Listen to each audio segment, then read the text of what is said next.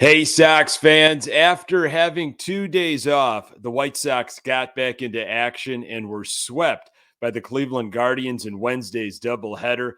It was ugly, lifeless, and their anemic offense is cause for concern. However, there were some silver linings. You are Locked On White Sox, your daily Chicago White Sox podcast. Part of the Locked On Podcast Network, your team every day.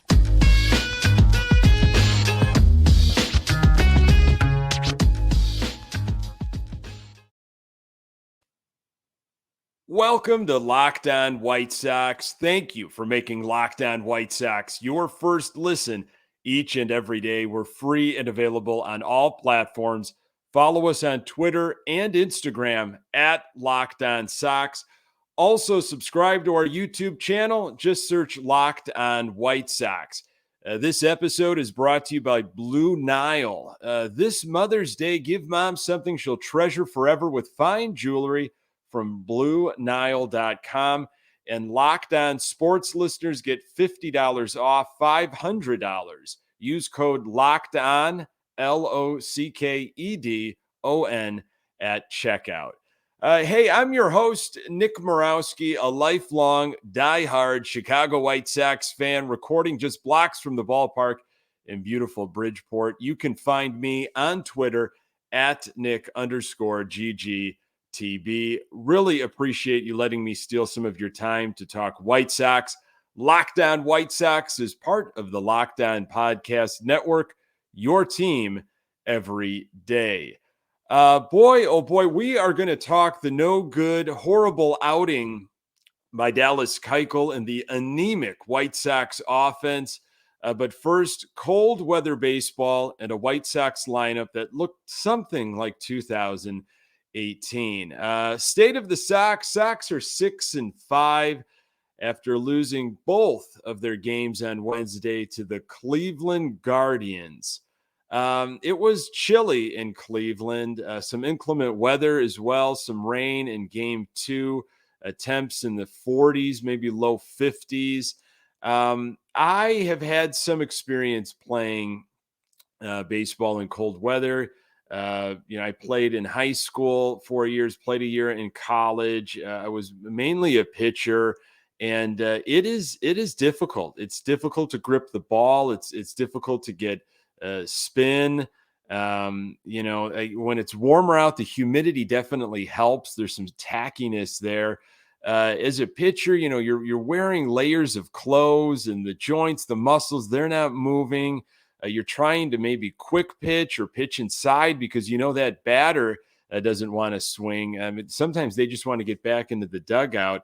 So it's difficult at whatever level you're playing outdoor sports. And baseball's tough. You're on the bench. You need to get up and get moving when it's your time to bat. Standing out in the field, not a lot of action. Lamont Pope had an article in the Chicago Tribune on a Wednesday, just talking about, TLR's experience with cold weather and what has been his mindset these last few days with all these cancellations. And this is what Ruiz had to say in the article. Everybody's rested, and all of a sudden you've got 18 innings on Wednesday, TLR said. How many innings you have to fill? You've got to just dig in. You don't even say it's irritating because then you're giving into it. But it's bothersome when the weather factors in. Had we known this, Dylan Cease could have thrown a bullpen on Monday and would have been ready to pitch Wednesday. Didn't know. And now the forecast for the weekend series in Minnesota isn't too good either. At some point, what do? We've got a doubleheader Wednesday. Hang on to the lineups, survive the doubleheader. Speaking on Lambert specifically, these guys on Wednesday will be a test for him. They've got a nice club, but Lambert, we like what we see. I love that line there, survive the doubleheader. I mean, they survived. They made it through the doubleheader, but it was an absolutely horrible display. We're going to get into it, but I'm watching this game, 18 just just bad innings offensively. There was some good, and we'll talk bullpen. But, it's the Guardians. I mean, the Guardians might finish 4th or 5th in the AL Central. This White Sox offense is rough. We're going to go through the numbers. But if you're worried about some bad weather, and the weather on Thursday in Cleveland doesn't look good either, but look out for Minnesota. Sox are heading to Minnesota next. On Friday, 55 degrees with a 60% chance of rain. Saturday, the temps look great, 73, but there's a 50% chance of rain. Sunday looks to be a good one, a cloudy 58 degrees. So let's start off here with game 2 with the guy that LaRussa was talking about. They like what they see in Jimmy Lambert. He was up against Tristan McKenzie. And while game 1 was going on, there were some tweets going out about what game 2, what the lineup could potentially look like per LaRussa. Mendick might play shortstop. Hasely starts in outfield. McGuire might catch. Harrison will play third or second. Garcia, second or outfield. So here was the lineup for game 2. Sox lost this game 1-2.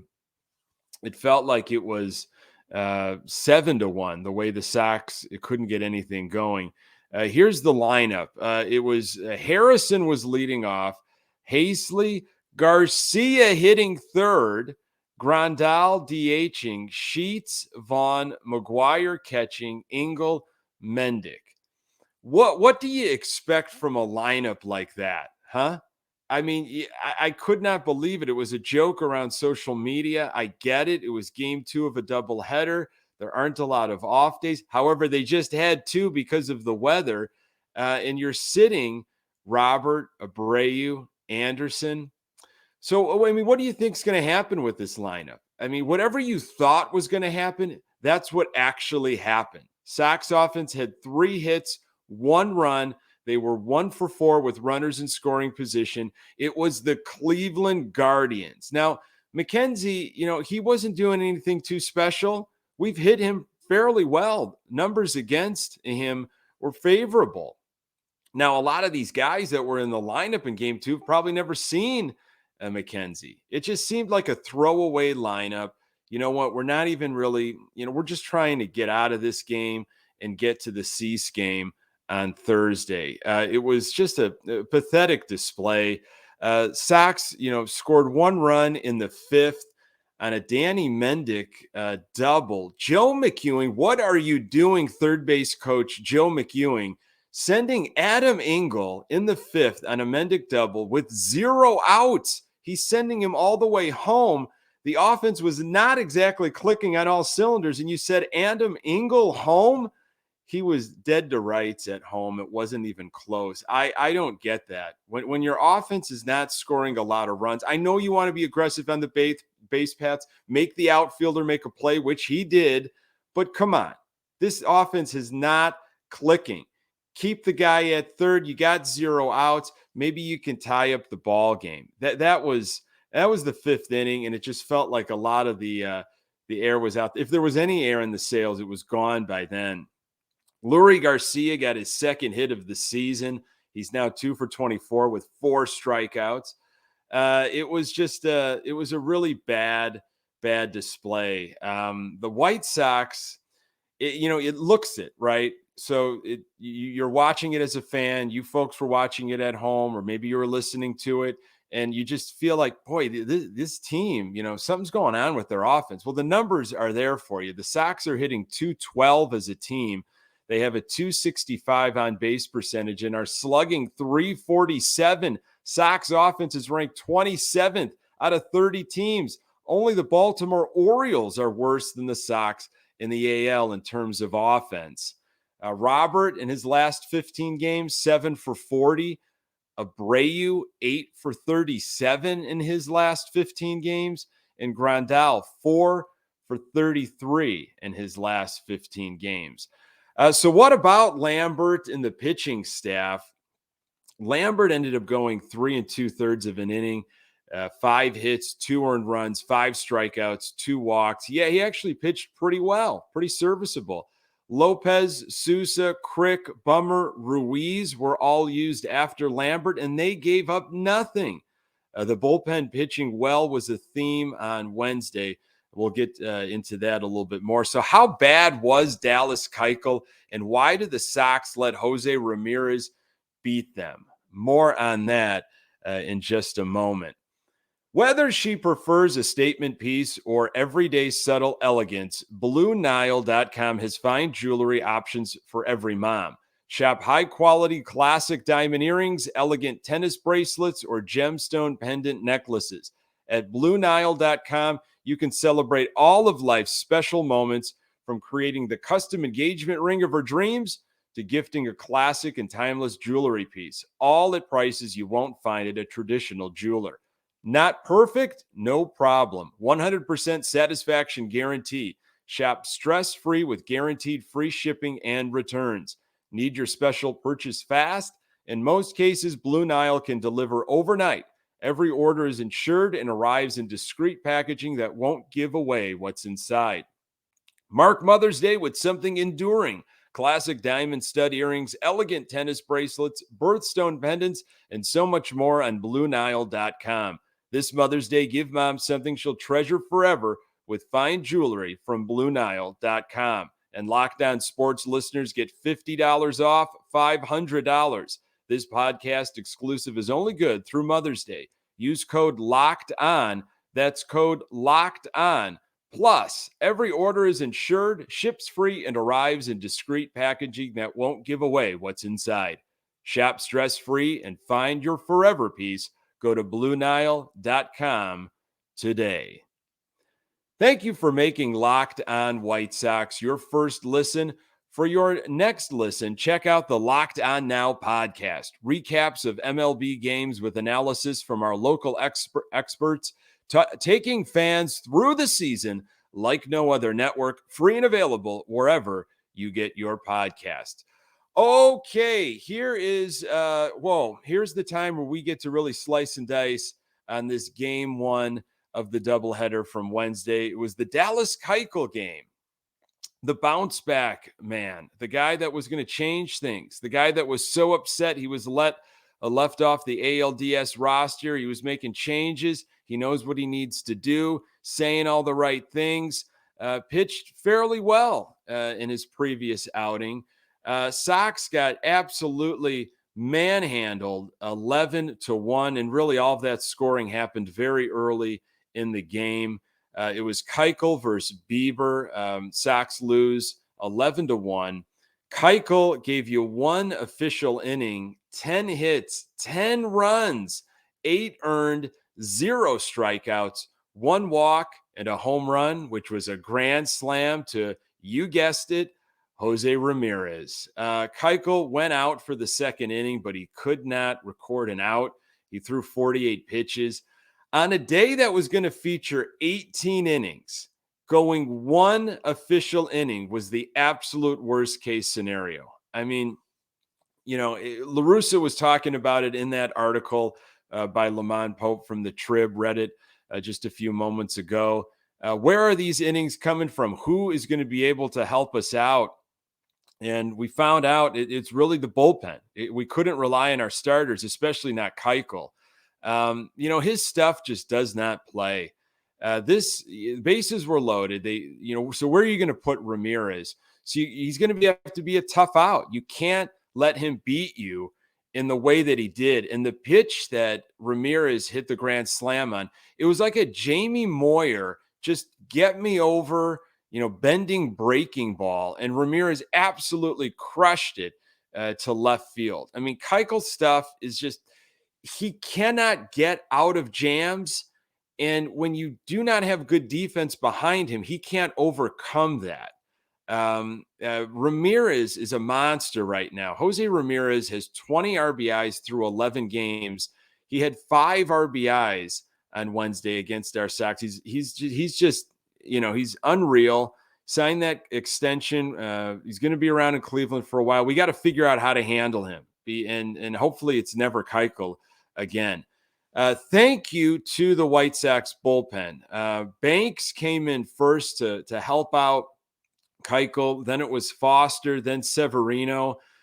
Banks went 4 innings, gave up absolutely nothing, struck out 2. There's a great story about Banks in The Athletic by James Fegan. Yesterday it was in there. He's a guy you want to root for. He's really easy to root for. And it's so awesome to see how well he's been pitching.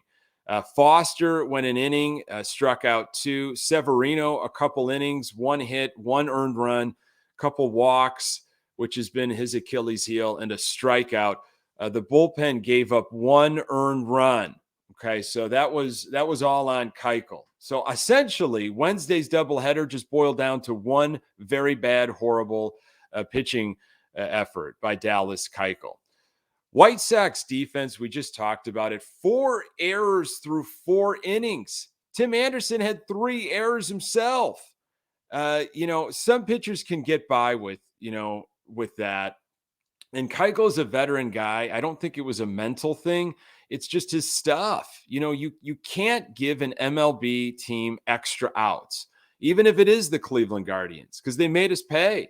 The Sox, their defense hasn't been very good at all. The Sox have had a few multiple error games going into Wednesday. So Bieber was going for Cleveland, and you just kind of knew how that was going to go. Abreu came in hitting 267 with 3 home runs. TA was hitting 296. He's had the most success against Bieber. Guys like Vaughn, Sheets, Engel have been hitless against Bieber. Berger started at third base in game 1. He'd never seen Bieber. Mendick got the start at second. So you just had that feeling, right? Like, I just feel like Shane Bieber's going to deal. I want to hope this is a different White Sox team. We've taken down a few former Cy Youngs this past week, and Robbie Ray and Corey Kluber. Wasn't the case on Wednesday. Bieber went 6 innings, 7 strikeouts, 0 walks, 4 hits, and 1 earned run.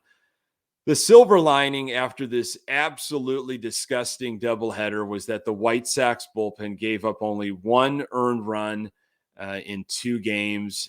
They covered a lot of innings. So that was a real positive for the Sox. Next up, what White Sox player is possibly hurt again, and what player is maybe more banged up than we originally thought? Going to talk about that in just a moment. Hey, BetOnline.net is your number one source for all your betting stats and sports info. Find all the latest sports developments, league reviews, and news, including this year's basketball playoffs and the start of the Major League Baseball season. BetOnline is your continued source for all your sporting wagering information, from live betting to playoffs, esports, and more. Head to the website today or use your mobile device to learn more about the trends and action. BetOnline, where the game starts. I think if you want to make some quick money, go over to betonline.net. Take a look at the over-under for Dallas Keuchel total wins in the 2022 regular season. It's set at 9. Go under and win yourself some cash. So some injury, some news and notes here, some things to talk about. Sox are banged up, no question about that. Josh Harrison, they got him back a couple games ago. He made an absolutely unbelievable catch in game 2. If you have not seen this catch, I guess we can file that under silver lining. But then again, he got hurt making the catch. He left the game with some shoulder discomfort, some shoulder soreness. Hopefully he's not out for a very long time. His bat is doing nothing for us, but he's making some plays defensively. Eloy Jimenez did not play at all on Wednesday. He was available to pinch hit, but he never got that chance. And we're hearing that ankle or foot or combination, it might be worse than we had expected. It sounds like Jimenez has got a lot of discomfort. Of course, this is the foot that he fouled that pitch off a few games ago, missed a game. And, it's a real shame, because this offense needs that bat. Not like Jimenez was tearing the cover off the ball, but he provides a presence. And, you're not going to get going being on the bench, missing games. You're not going to get hot that way. You got to get out there. Hopefully that foot, that ankle isn't too big of a deal. I can't imagine the cold weather being good for any type of ailment or issue you've got, foot, hand, shoulder. So we'll see what happens in this Thursday day game. Maybe he's got another day off. This is all speculation. Maybe we see him in Minnesota. Johnny Cueto is in Charlotte. Tony La Russa says he likes what he sees. What else are you going to say? What are you going to say? I don't really think this was a good move. I don't think the Sox should have taken a flyer on Johnny Cueto. Of course, you're going to say it looks good. The ball's coming out of his hand. Wondering when we're going to see Johnny Cueto, though. Hopefully he can take the spot of Dallas Keuchel. I'd rather never see Keuchel again.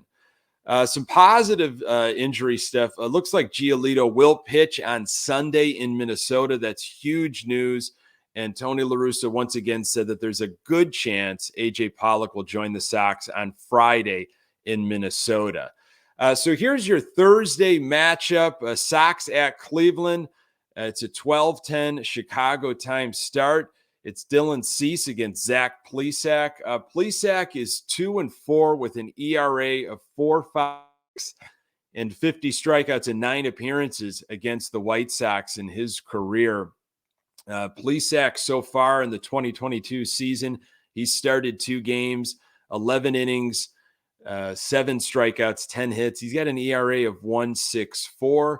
Dylan Cease, of course, coming off of that outstanding performance against Tampa last Friday. Cease has a record of 2-2 with an ERA of 5.56 and 27 strikeouts in 5 appearances against Cleveland in his career. But this is a different Cease, and I'm looking forward to seeing what he brings this Thursday afternoon, as I'm sure you are. Weather forecast in Cleveland for Thursday, not great. 90% chance of rain, but temps in the high 50s. So hopefully they get that in. We can't afford any more double headers or makeups down the line. Let's get into a groove. Hopefully the weather clears up in Minnesota. We get some guys back healthy and Dylan Cease deals, and this offense gets going again. Really appreciate you joining me and listening. You can find this podcast everywhere you find your podcast. Please pass it along to other Sox fans in your life. You can find us on Instagram and Twitter at Locked On Sox. You can find me, Nick Morawski, on Twitter at Nick_GG. TB. Thank you so much for making Locked On White Sox your first listen every day. Now make your second listen Locked On MLB. Paul Francis Sullivan, just call him Sully, brings you his unique perspective on the major leagues past and present. It's free and available wherever you get your podcasts. Coming up on the next episode, I'll break down the series finale with the Guardians and get you ready for Friday's matchup with the Minnesota Twins. Thanks for making Locked On White Sox your first listen each and every day. I'm Nick Morawski. Until next time, go Sox.